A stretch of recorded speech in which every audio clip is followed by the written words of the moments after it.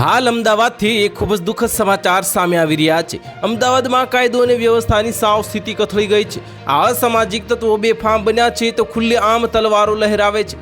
રસ્તે નીકળતા કોઈ પણ રાહદારીને વગર વાંકે મારે છે તો ઘર, દુકાન અને વાહનોમાં તોડફોડ કરે છે। તો અમદાવાદના વસ્ત્રાલમાં કંઈક આવું જ થયું છે।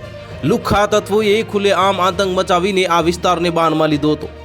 હાથમાં તલવાર, હાથમાં લાકડી અને 15 થી 20 તોફાની તત્વોનું ટોળું ખુલ્લેઆમ વસ્ત્રાલમાં આતંક મચાવતો હતો।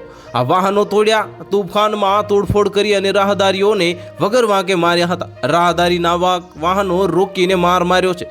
આ શું થઈ રહ્યું છે? આ આપણું અમદાવાદ છે? અમારે આ શબ્દો એટલા માટે કહેવા પડી રહ્યા છે કારણ કે વસ્ત્રાલ વિસ્તારને કેટલાક અસામાજિક તત્વોએ બાનમાં લીધો હતો।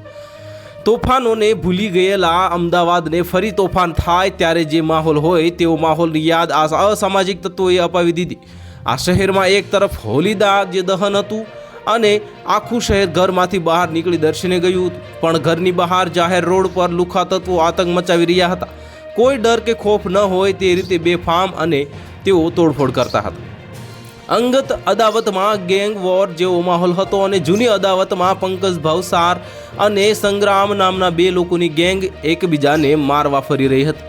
પરંતુ સામસામે કોઈ ન મળ્યું તો જે મળ્યું તેને માર્યો। જે રસ્તામાં આવ્યું તેમાં તોડફોડ કરી અસામાજિક તત્વોએ મચાવેલા આતંકને કારણે આખો વિસ્તાર દહેશતમાં આવી ગયો।